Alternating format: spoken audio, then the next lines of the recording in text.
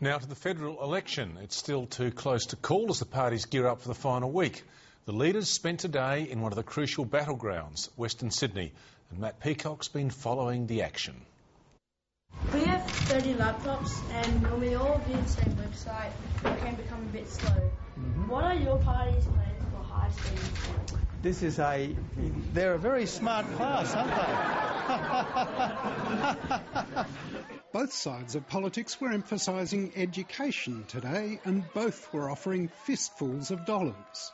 Labor's promising $354 million for job training, including tax-free cash bonuses to encourage apprentices. At the end of their first 12 months, they receive $1,000.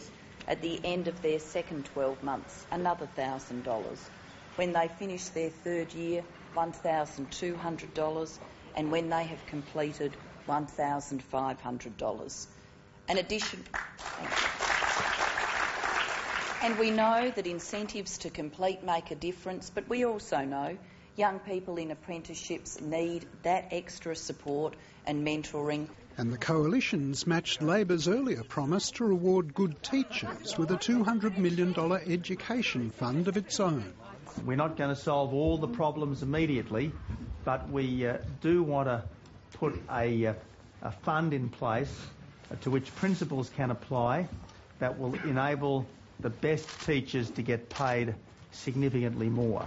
But the argument about where the money comes from continues, with Treasurer Wayne Swan insisting that the coalition leader submit his costings for Treasury scrutiny by tonight, in accordance with the Charter of Budget Honesty introduced by the Howard government.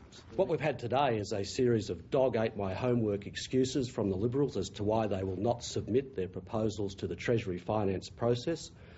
I'll tell you why they won't submit them, because there are huge cost blowouts which are a threat to the surplus. All of our policies will be independently costed, and the independent verdict on our policies will be released, but unless the government takes appropriate action against this criminal leak, we cannot trust this government to do the job properly.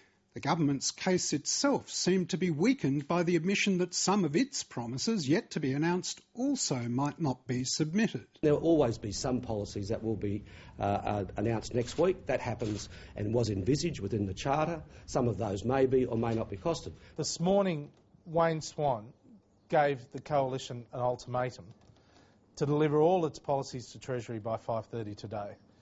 I say to Mr Swan, why aren't you keeping to that ultimatum yourself? Today's announcement from Mr Abbott is nothing more, nothing less than when it comes to education, it's cut, cut, cut. We've had the guts to say to the Australian people, look, we will spend this extra money, but it is going to be affordable, and it's going to be affordable because here are the spending reductions that will fund it. G'day, hi, how are you?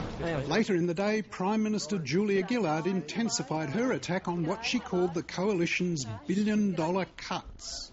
What he's talking about is cutting our Computers in Schools program so tens of thousands of kids around the country would miss out. What he's talking about is cutting our Trades Training Centres program. In Alice Springs, the government announced a boost to Aboriginal and Islander-controlled health services, while the coalition pledged to fast-track boarding school facilities for Indigenous students and to abolish the decades-old permit system for entry to Aboriginal communities.